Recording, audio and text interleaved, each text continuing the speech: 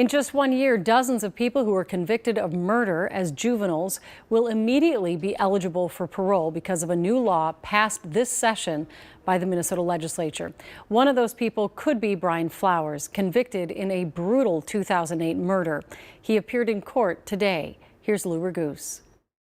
Appearing in Hennepin County Court via Zoom from prison, Brian Flowers is now looking at his best shot of being released, since he and another teen were first sentenced to life in 2009 at age 16 for the murder of Katricia Daniels and her 10-year-old son, Robert Shepard. If I could please have counsel note your appearances. Flowers needs to be resentenced because life without parole for juveniles is now unconstitutional. But the question remains whether he'll receive concurrent or back-to-back sentences for the two victims. Ramsey County is now prosecuting after Hennepin County Attorney Mary Moriarty, who once helped with Flowers' defense, recused her office. The former prosecutors fought for years for consecutive sentences and laid out reasons why in a memo obtained by KARE 11 News in which they asked their boss Moriarty to recuse herself.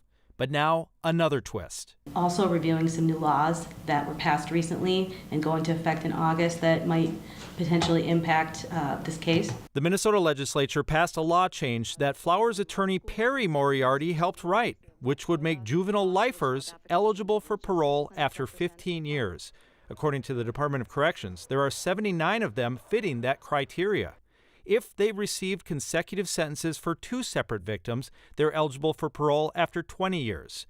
A new review board is being formed and will start that process next summer. Not saying that they come home after 15 years. They may not. It's strictly an opportunity to have their sentence reviewed, see what they have done over the past 15 years, see if they can safely be released. If Judge William Cook gives Flowers concurrent sentences, as his attorney, who says he didn't participate in the murders, is asking, Flowers' sentence will be reviewed next summer, as he has already served 15 years in prison. The Ramsey County attorney assigned to prosecute this case says they expect to know by September what they want to do with Brian Flowers, whether that means continuing to pursue more prison time or allow his fate to fall into the hands of this new parole board.